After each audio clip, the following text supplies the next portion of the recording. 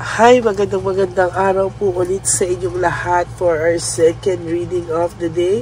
I hope na napanood nyo na po lahat ang first reading of the day natin, and I do hope na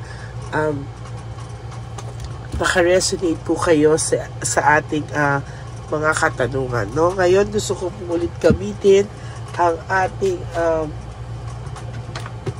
ang ating gold tarot card. Ito, saglit lang po ha.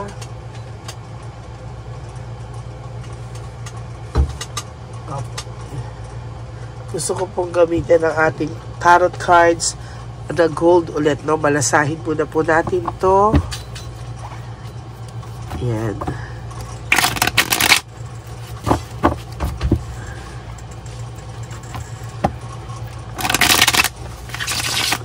Ayan.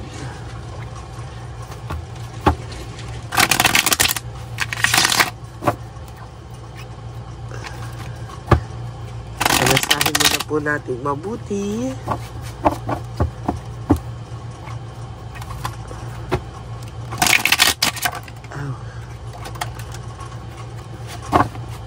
Ay, wala pa pala po tayong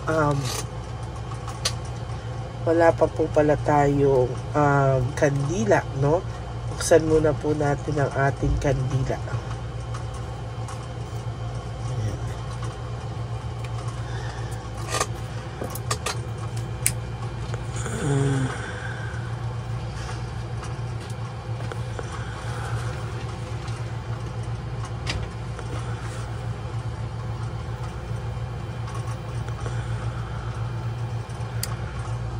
Buksan muna po natin ang ating kandila. Okay. Maraming salamat po sa lahat na nanood na ng first reading. Ngayon po, tayo po ay magbabasa naman using this gold tarot cards, tarot of life, no? Gold tarot of life. Pasensya niyo po yung boses ko. Ako po ay ngongongongo pa rin. Simulan na po tayo. Self-victimization and self-entrapment. No? Siya po ang gumawa ng sarili niyang ikakabagsak. Siya po ang gumawa ng sarili niyang ikakapahamak. No? Ang ganda-ganda na po ng naging buhay niya sa iyo. Ang ganda-ganda po ng lahat ng nangyari. At sa totoo lang po, ayan siya po ang gumawa ng ikakasira niya. No? As a matter of fact, hindi po natin alam bakit po siya napunta sa ganyang klaseng sitwasyon, pero isa lang po ang masasabi ko sa inyo, siya po ang gumawa niyan sa sarili niya. Siya po ang may kagagawan niyan sa sarili niya. Sinira niya po yung masaya niyo sanang samahan. Sinira niya po yung inyong samahan na talagang sa nakikita ko ay halos ginawa mo na po ang lahat para sa kanya, no? Hindi man po ito perfect, pero you really tried so hard to be a good partner para po sa inyong partner sa buhay, no? Pero parang imbis pong pahalagahan niya ito, lalo pa po siyang parang nasaktan pa po niya kayo, at ito po ang hindi maganda sa lahat, no? Na parang pakiramdam niya po, hindi po ayos yung kanyang pakiramdam, no? Hindi po ayos yung naging kapalit sa inyong pagsisikap na maging maayos kayong dalawa. Sorry po at talaga binawasan ko lang po dahil hindi na po ako makahinga.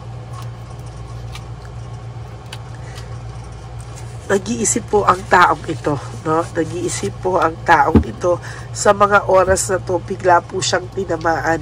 Sabi ko nga po sa nakikita ko po sa first reading of the day, yung talagang tinamaan ito. Nag-isip po ito ng nag-isip at talagang hindi po ito nakatulog, no? Sa nakikita ko po sa kanya, hindi po siya nakatulog dahil po sa naisip niya po yung mga nangyari, at talagang may balik po sa kanya ang tadhana. Kung akala mo po masaya sila ngayon, hintayin mo lang po ang araw na babalikan na siya ng tadhana. Hindi po ganun lang ang hindi po sobrang easy, no?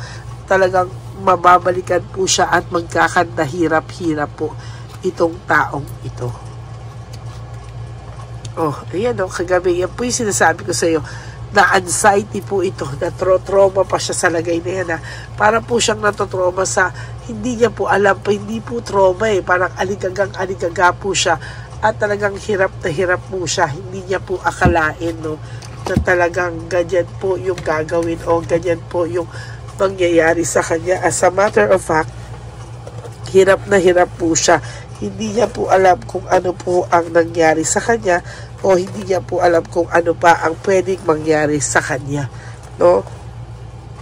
Sa totoo lang po, yung pakiramdam niya po ngayon is overwhelming. Sobrang sakit ng kanyang nararamdaman, at sa kanyang, yung sakit na nararamdaman niya is about nervyos, no? Nervyos kasi ang pakiramdam niya ay sooner or later kailangan niya pong harapin yung karma na ibibigay sa kanya sa lahat po ng hindi magandang ginawa niya sa iyo, no? Sa lahat po ng kabutihan mo, alam niya po na pinalitan niya ng hindi kabutihan, kaya alam niya pong lahat yan ay may balik sa kanya at may consequences po yan sa lahat. Ay, no, sobra ka po niyang sinaktan, no? Sobra ka niyang sinaktan, at sa sobrang sakit po ng nararamdaman mo, hindi mo na po alam kung ano po ang pwedeng, hindi niya na po alam kung ano daw ang gagawin niya sa mga susunod na araw, no? Talagang hirap na hirap po ito sa totoo lang, at sa nakikita ko po, para po siyang hindi mapakali, no? Alam niya po yung sakit na binigay niya sa iyo ay matindi, at alam niya po yung sakit na binigay niya sa iyo ay may karampatang consequences, no? Yan po ang kinakatakot niya, no? Pero sa ngayon po, aaminin ko sa iyo, pilit niya pong tinatanggal sa kanyang isipan yung ganitong pakiramdam, no? Sabi niya lang, ididil niya yan pag nandiyan na. Pero araw-araw po, pagising niya po sa umaga, hanggang po sa hapon, tanghali, at hanggang sa pagtulog niya, matindi po ang naiisip niya po, no? Yung bigat pong dala-dala niya, yun pa lang po itself is karma na, no? Yun pa lang po na iniisip niya na hindi po siya maayos, oh. Ayan, no? Hindi po kasi talaga siya maayos sa buhay niya, no? Yun po yung masaklap, no? At hindi niya po yan, maikakatwa, no, sa'yo. Talagang mahihirapan, at mahihirapan po siya talaga, no? Sa nakikita ko po dito, talagang hindi po ganun kabilis yung third party is hindi ganun kabilis matakot, pero sasabihin ko po sa'yo, takot din po ito sa'yo, no? Yung third party takot po sa ito, kahit po ito ay nagsiselos sa iyo, takot din po ang third party sa iyo. Kung sa pagmamahal po, may pagmamahal pa po siya sa iyo. Natakluban lang po, no? Natakluban lang po talaga itong yung pagmamahal niya sa iyo, napalitan po ng kalokohan kasi, no? Napalitan po ng kalokohan, at sasabihin ko po sa inyo na talagang sa nakikita ko po ay mahihirapan po siya sa mga susunod na araw. Hindi po yan biro, no? Dahil sa totoo lang po, ang bigat-bigat po ng pakiramdam niya. Ang bigat-bigat po talaga ng pakiramdam niya, at sasabihin ko po sa iyo yung totoo, talagang nahihirapan po ang tao na ito, no, sa ngayon. Hirap na hirap po siya sa ngayon. Feeling niya po nag-end kayo, pero may new beginning siya. Ang hindi niya po alam, yung new beginnings siya will also end in the near future, no? Mag-e-end at mag-e-end din po yan in the near future. Kaya sabi ko po sa inyo, no, hayaan nyo lang po yan. Things will, alam mo yun, turn out na hindi po okay, no? There will come a time na itong taong to mismo, no, ang lalapit sa iyo at magkukwento sa iyo ng nangyari sa kanya. Panay failure po siya, no? Kala mo masaya siya? Hindi po. Panay failure po ang nangyayari sa kanya, no? panay pagsaksak sa likod, no? Lahat po ng nangyari sa iyo, ibabalik po yan sa Kanya.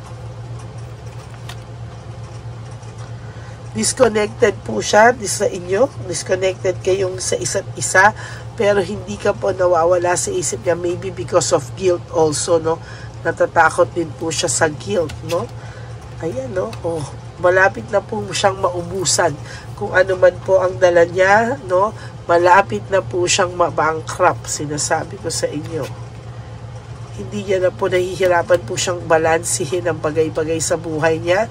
Nahihirapan po siyang disorganized, very disorganized ang buhay ng babaeng ito sa ngayon, no? Hirap na hirap po siya at talaga pong, ayan, no? Meron po siyang sadness, fear, sadness, and loneliness na nararamdaman sa ngayon, no? The sun in reverse, no? Kapag ka po yan ay upward, no? Yan po ay about joy, happiness, celebration, etc. No? Pero dahil po naka-reverse, ang ibig sabihin po niyan ay loneliness, no? Sadness, yan po, depression, no? Ayan, no? Nabu-burn out po siya and overstressed, no? So, totoo lang po, kahit wala po kayong communication, nai-stress po siya and nabu-burn out po siya sa kalokohan niya. Ina-isolate niya po yung sarili niya sa lahat ng tao, no? Even sa sarili niyang pamilya. Ina-isolate niya po talaga. Why? Wala po siyang mukhang ihaharap, eh, no? Alam niya po yung kalokohang ginawa niya, eh, no? The Tower, oh my God, may nag-aantay sa kanyang pagbagsak, disaster sa buhay niya. Kung ano po yung ginawa niya sa iyo, babalik sa kanya 10 times fold. Ayan, no? Ang hirap po niya, no? Oh. Ang Tower po ang pinakamalas, no, sa akin, para sa akin, sa tarot cards. This is about karma, no? Too much karma. Ayan, no? Dissatisfaction. Oh my God, karma, dissatisfaction. He or she will be dissatisfied with his or her life, no? Mahirap po yan, talagang wala po siyang motivation, lack of passion, lagi po siyang may dala-dalagang bigat at lagi po siyang matatakot, no? Magkakaroon po yan sooner or later ng self-pity dahil po ang layo po ng treatment po sa kanya sa treatment ng third party sa kanya. Ano, pagtatawanan niya po yung sarili niya at kakaawaan niya po sooner or later. As for you, you have to move on. Pag end of phase na po ito sa buhay mo, no, kailangan mo na raw po itong i-accept at harapin ang sarili mong buhay. Alam mo po na kahit anong mangyari, napakadaming taong pwedeng magmahal sa iyo, no? Indecisive, no? Hindi po siya makadesisyon sa ngayon kung ano ang kanyang gagawin. Nakastatus ko lang po ang taong ito sa buhay niya. Naiisip ka pa rin naman po niya, no? Naiisip ka po niya at may halong takot po. Hindi niya po kasi alam kung may pinaplano ka daw sa kanya dahil sa pagsigil mo ba sa mga ginawa niya sa iyo, nakabutihan, pero you are a very, very nice person. Napakabait mong tao. Kaya ka rin po na abuso. If I were you, sana po ay turuan mo rin ito ng leksyon. Okay? So that's it for your second reading of the day. I hope na naka-resonate kayo. And if you do, can you please give me a like and comment down below para alam po natin kung ano naman po ang iyong mararamdaman sa ating second reading of the day. Maraming salamat po sa inyong lahat and God bless you all. And for those of you who would like to have a private reading with me, you can message me po at Ladyly Elena, that's Ladyly Elena. Nasa dulo po yan ng ating video. Diyan nyo lang po ako makokontak. That's my only official and legit FB account. And for those of you po na katulad kong may sipon, marado ang masakit po ba ang lalamunan nyo? Sabihan nyo po ako kung masakit ang lalamunan nyo. At pare-pareho po tayo, manggitin nyo yung mga pangalan nyo o alias nyo para isasama ko po kayo sa insenso para tayo po ay umayos lahat, no? Kayo po ay aking may insenso pero ang sarili ko po hindi, no? Malupit po talaga pero ganun po talaga, no? Maraming Maraming salamat po sa inyong lahat. And God bless you all. For those of you who would like to give me a super thanks for this video, I would really appreciate this and love that from the bottom of my heart. Para naman po tayo po ay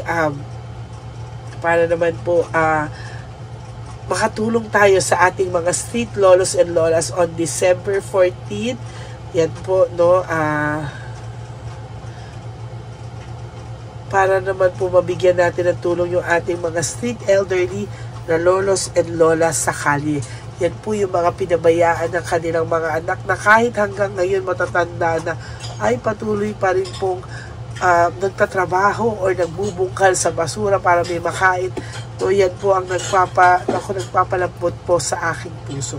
So maraming salamat po sa inyo, and may God bless you all.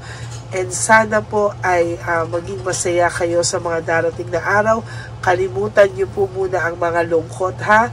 To all my Lady Elena ever loyal, solid, and faithful family, no?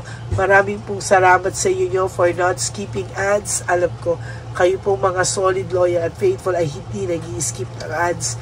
Kaya maraming salamat po sa inyong lahat. And God bless you all. And sabi ko nga po sa inyo, just to live one day at a time. Today, you do 3 things that will make you happy for today, and smile, okay? Always smile. Always invite good vibes and positive vibes po sa buhay nyo. And of course, life is short. Don't make it shorter by stressing yourself from all the pains and the heartaches na binigay sa inyo na kahapon. Just surrender everything to the divine universe and just let go and let God write your life and love story. I will be back for another set of reading. Huwag po kayong malulungkot, okay? Ako po ay magbabalik at magbabalik para sa inyong lahat. Maraming salamat po, and God bless you all. Bye!